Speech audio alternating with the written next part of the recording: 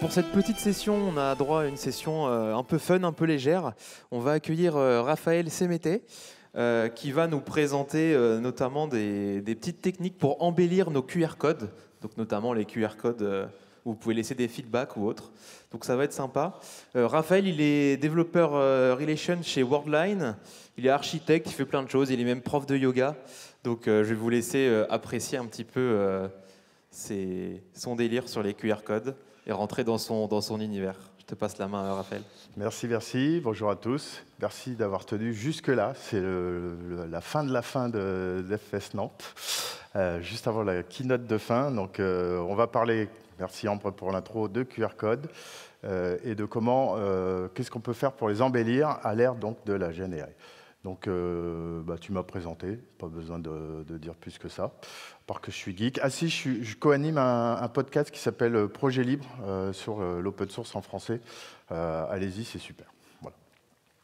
Donc, ce que je vous propose, c'est on va commencer par rappeler juste rapidement deux, trois bases sur les QR codes pour que vous compreniez un petit peu comment ça fonctionne. Et puis après, on va jouer avec la GNI là-dessus.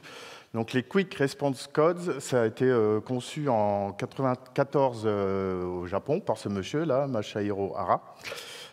Chez Toyota, c'est devenu un standard ISO en 2000 et on voit que c'est toujours vivant puisque l'année dernière, il y avait déjà une mise à jour, toujours une mise à jour de la spec.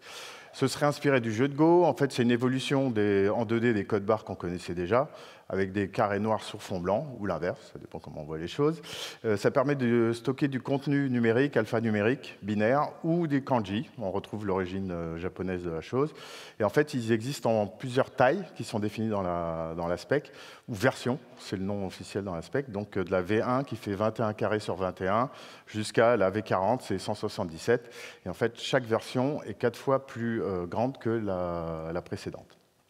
Il y a un certain nombre de choses aussi qui sont dans la spec, je ne vais pas rentrer dans tous les détails.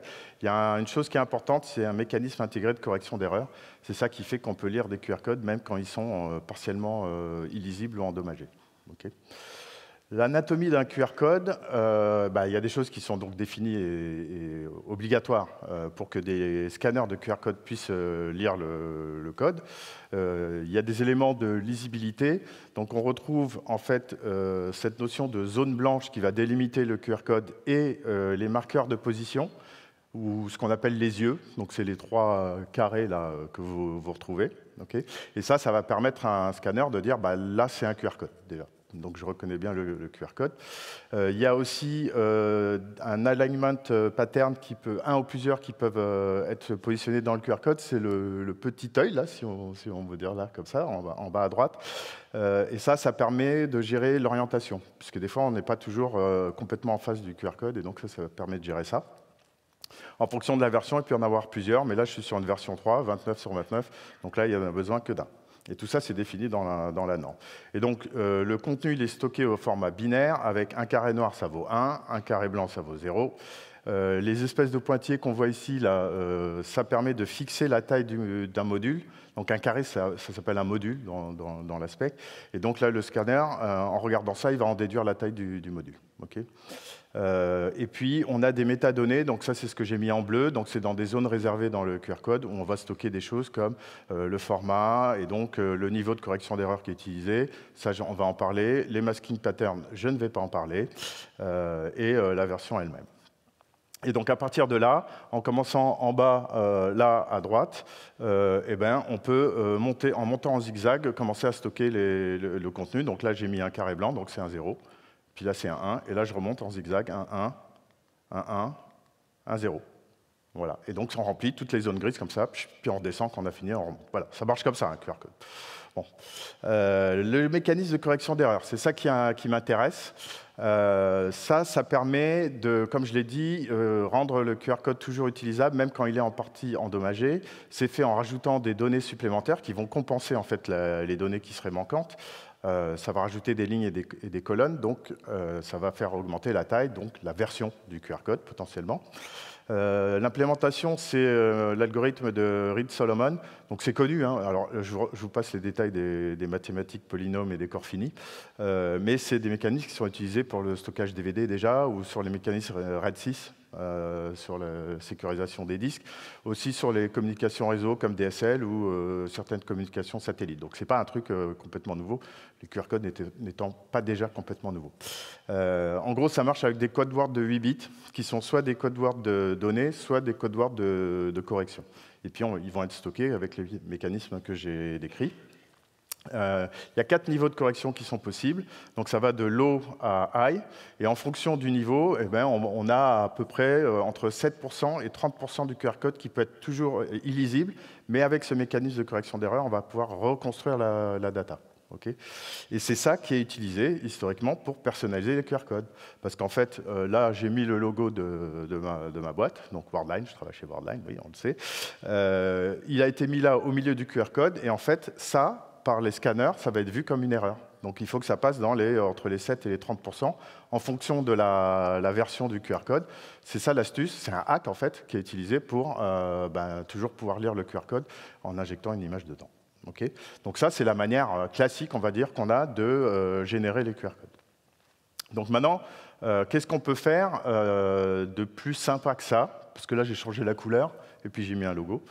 Qu'est-ce qu'on peut faire de plus sympa que ça à l'ère de la génération d'images et donc de l'IA? Deuxième partie. Ce que je vais faire, c'est que... Alors, pour ceux qui me connaissent, moi, je viens du monde un peu open source et tout, ça c'est sûr, et j'aime bien faire les trucs en local. Donc moi, mon use case, c'était je veux faire tout ça, faire tourner les modèles, faire tout tourner sur ce PC. Ça aussi, c'est l'autre truc important. Donc ce que j'ai fait, c'est que j'ai décidé d'utiliser Stable Diffusion, qui est une famille de modèles de génération d'images, qui n'est pas une famille, et j'ai choisi une version qui n'est pas très récente, parce que pour mon use case, c'est suffisant. Donc c'est un modèle plus petit que les modèles plus récents, Flux, etc., qu'on peut faire tourner aussi en local. Okay. Et comment ça marche, Stable Diffusion? En fait, ça fait du débruitage progressif d'une image. Donc ça prend une image bruitée, ou alors une image que je vais donner en entrée, et en fonctionnant par étapes, il va la débruiter au fur et à mesure.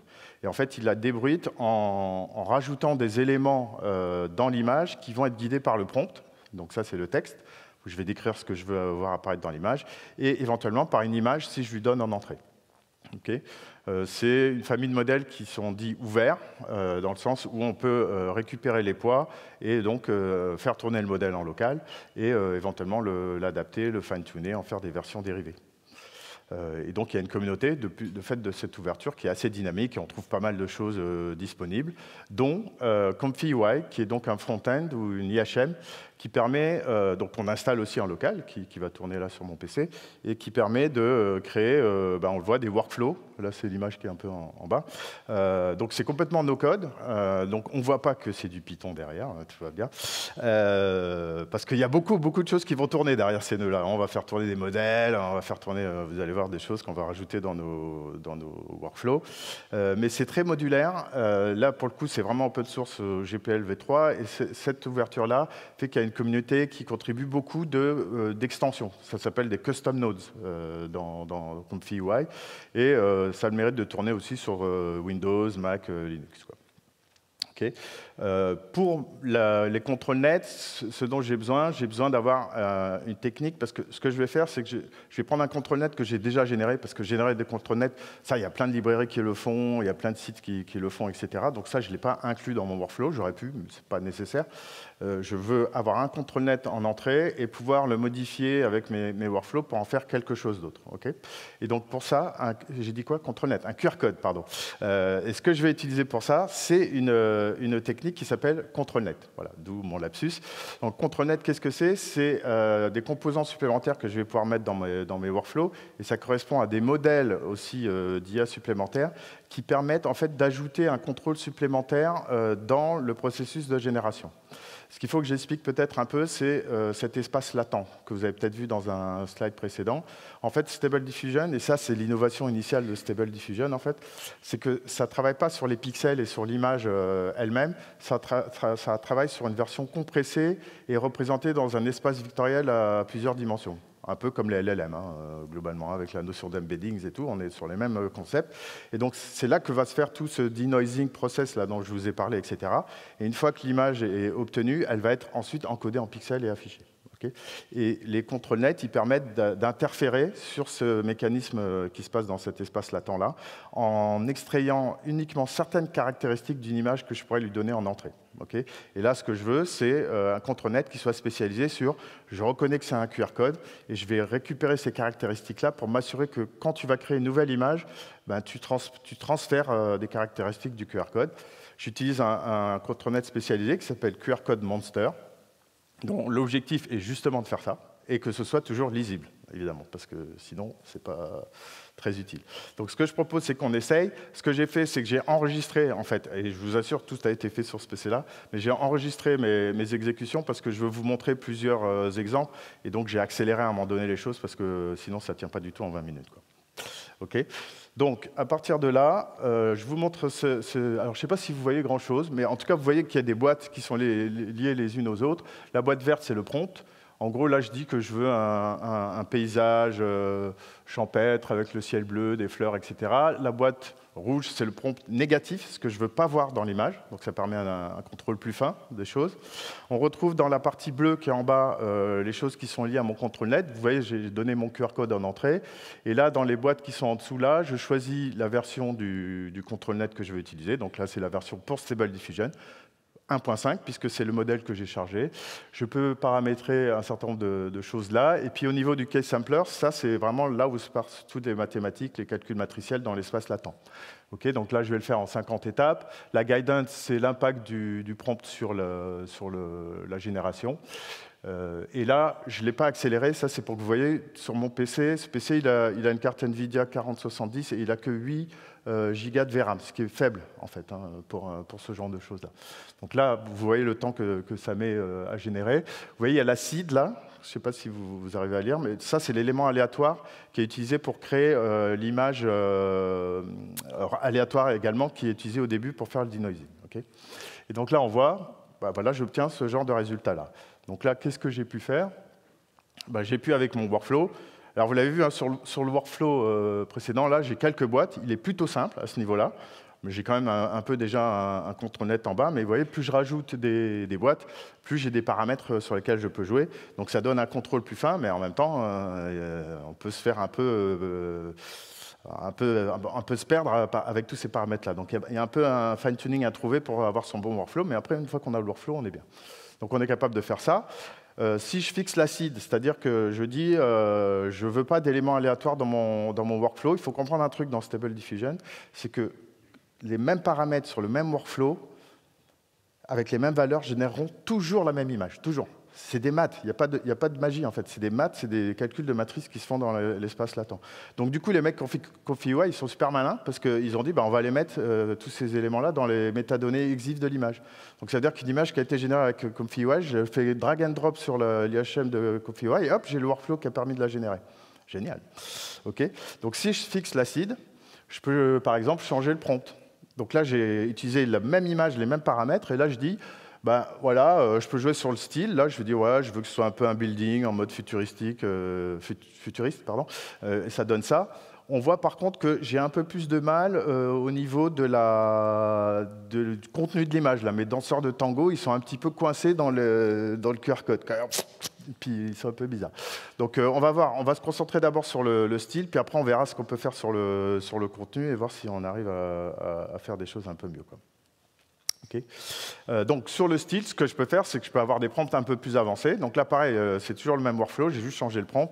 Là, je suis allé chercher ça auprès d'un LLM et je lui ai dit, fais-moi un prompt sympa pour représenter quelque chose qui est un peu elfique, un peu, je sais pas, je me mets dans le thème d'FS Nantes.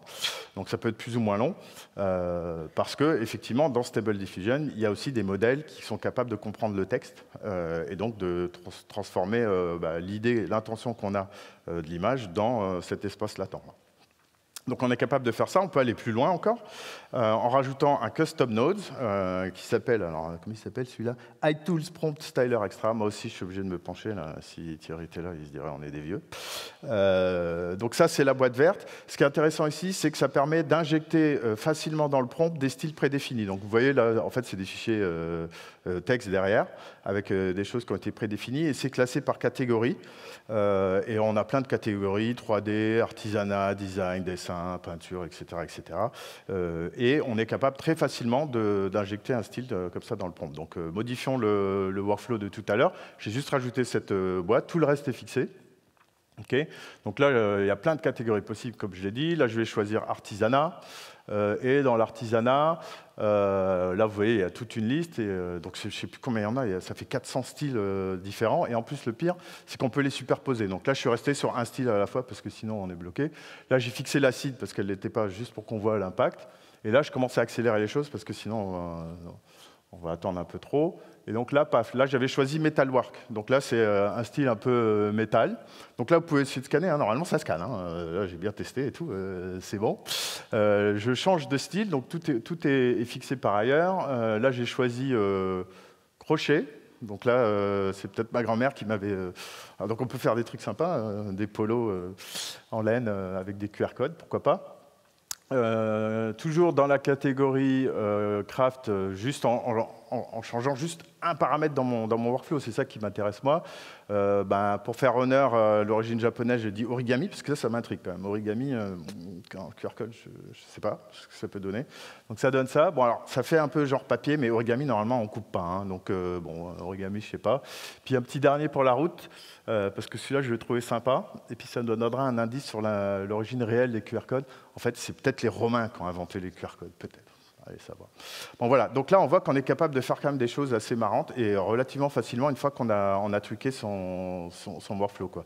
Et là je vous en ai mis d'autres et on peut en plus les mixer. Bon alors après il faut avoir des choses qui soient compatibles les unes avec les autres, sinon les styles ils commencent à être un peu bizarres, quoi. Okay. Donc là, on peut jouer sur les styles, c'est cool. Moi, maintenant, je reviens sur mon problème des danseurs de tango. Là. Et puis, comme l'a dit Ambre, moi, je suis prof de yoga hein, à la base.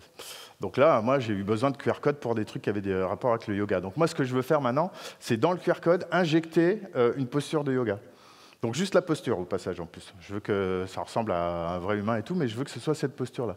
Donc pour faire ça, qu'est-ce que je fais? J'utilise aussi des contrôles nets, mais cette fois-ci qui vont aller extraire d'autres types d'informations de l'image. En l'occurrence, là, ça va être la profondeur et les bords.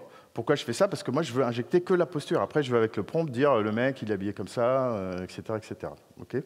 Donc là, qu'est-ce que ça va faire? Ça va juste prendre ça et à nouveau, avec mon contrôle net de tout à l'heure pour le QR code, donc là j'ai 3 contrôles nets, envoyer tout ça dans l'espace latent. Okay. Il y a un contrôle net qui s'appelle Open Pose, qui semblait prometteur, mais ce n'est pas assez précis pour un prof de yoga comme moi, donc ça ne va pas. Okay. Donc après maintes tests, j'utilise ces deux-là. Parce qu'on peut les empiler. Donc là, on voit, je rajoute la boîte qui est tout en bas. On retrouve ici les nœuds que j'avais, hein, les prompts. Là, c'est vraiment le contrôle net pour le QR code. Et là, on a 2 colonnes tout en bas là pour extraire la posture, en fait. Donc là, j'ai le premier, où effectivement, on retrouve donc l'image que je donne en entrée, la deuxième image du coup, et là je choisis le type de contrôle net que je veux, en fait le type de préprocesseur, parce que c'est du traitement d'image, ça va extraire en fait ça de l'image et l'envoyer dans le contrôle net qui est plus haut. Sur ce contrôle net, je peux fixer la force, donc là on peut tweaker un peu les choses, quand est-ce qu'il démarre, quand est-ce qu'il se termine dans le processus de génération, et puis là je l'empile, j'en mets 2. Okay, donc là on voit les informations, elles ont été préprocessées, elles sont extraites. Voilà, donc là, la profondeur, là, les contours. Et tout ça, c'est envoyé dans le processus de génération que j'accélère. Et on obtient quelque chose comme ça. Donc ce qui est intéressant, c'est que là, il a blendé un peu les deux. Hein. Vous voyez, ce n'est plus une image qui se met par-dessus, parce qu'il y a aussi l'autre contrôle net qui veut que ce soit un QR code. Donc ça permet de faire des choses assez sympas. Là, je trouve qu'il a les cheveux un peu trop blancs. J'ai mis ne mets pas des cheveux blancs dans le prompt négatif. Okay, donc là, il génère ça. Ouais. Alors, il n'a pas les cheveux blancs, mais il a un peu les tempes grisonnantes.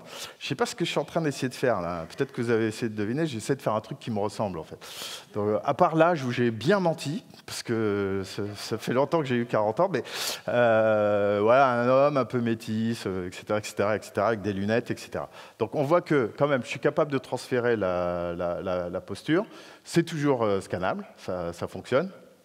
Mais ça ne me ressemble pas des masses. Donc, qu'est-ce que je peux faire pour faire que ça me ressemble vraiment à moi, quoi? parce que je suis un psychopathe. Donc là, je vais transférer le visage maintenant.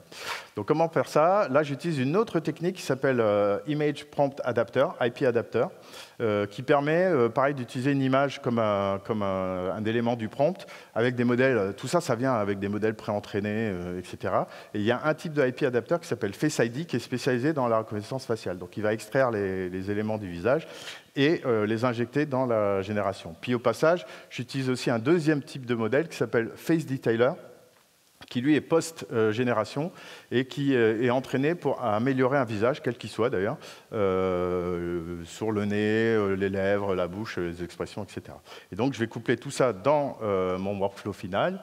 Donc c'est parti en jaune que j'ai rajouté là. Donc là, vous voyez, on a toujours nos éléments du workflow précédent. Et là, en haut, j'ai la partie sur le Face ID, sur l'IP Adapter. Ça va être envoyé, ça va générer une première image. Et puis le résultat de cette première génération va être envoyé en bas, là, dans le Face Detailer, pour générer une deuxième image qui est encore améliorée. OK, donc on va lancer les choses. Et pendant que ça tourne, je zoome sur cette partie-là, Face ID, juste pour que vous voyez. Donc là, pam, ça arrive avec plein de paramètres. Hein. Donc c'est ça qui est un peu fou, hein, c'est qu'on a beaucoup de contrôle. Donc là, j'ai l'image que je donne en entrée.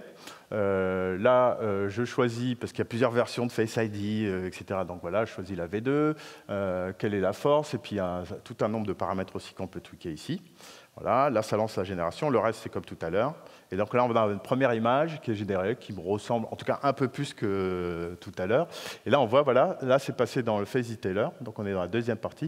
Et vous voyez, Face Detailer, il est lié à Face ID. Donc il va améliorer. Là, j'ai un nœud qui est avant-après Face Detailer. Si je zoome, peut-être vous allez voir. Hop. Ah, c'est mieux. Bon, je suis plus jeune. Hein. L'IA, elle nous fait toujours plus beau. Je sais pas si vous avez remarqué. Bon, bref. Donc, on est capable de faire ça. Donc, ça, c'est sympa. Qu'est-ce que j'ai fait là? J'ai réussi à transférer donc, le QR code, CTRL-NET, ouais, la pose, deux autres CTRL-NET, et puis le visage, donc là, IP Adapter. Donc, ça, c'est sympa. Bien sûr, on peut mixer tout ça. Donc je peux revenir avec les styles. Donc là, si je remets je ne vous fais plus la démo, de toute façon on n'aura pas le temps, mais si je remets la boîte verte, on est capable de mixer et donc de changer les styles. Donc ça commence à devenir bien sympa. Et puis pour terminer, comme je suis encore plus psychopathe que vous le croyez, j'ai dit ouais, mais moi je voudrais l'animer le QR code. Je veux faire des QR codes qui bougent. Donc là, moi je voudrais que ça bouge le visage dans le QR code. Donc pour ça, j'utilise Advanced Live Portrait, qui est un modèle qui est spécialisé dans les expressions du visage. Il les extrait, il sait les animer et puis les chaîner. Donc ça marche un peu comme ça, c'est-à-dire qu'on a un éditeur, et puis c'est préconfiguré, on peut lui faire tourner la tête, hausser les sourcils, enfin voilà, ce genre de choses-là. Donc là, je vous montre un autre workflow que j'ai fait. J'aurais pu le chaîner à l'autre, mais j'ai préféré le séparer. Donc j'ai une image que j'avais déjà générée avec mon premier workflow. Là, j'ai mon éditeur d'expression. Donc je lui dis par quelle étape je veux qu'il passe. Le troisième nœud, il y a un petit formalisme, je ne rentre pas dans les détails, mais qui explique comment on y va, combien de fois, combien de temps ça prend, etc. Et puis le dernier nœud, il va combiner tout ça pour faire une vidéo, puisqu'une vidéo, c'est une succession d'images. Et donc il y a le framerate qui est important, c'est le nombre d'images par seconde que ça va utiliser. Et puis tout ça, ça génère. Là, je vais passer parce qu'il ne reste pas beaucoup de temps, mais à la fin, ça donne quelque chose comme ça. Alors, on voit, je pourrais tweaker.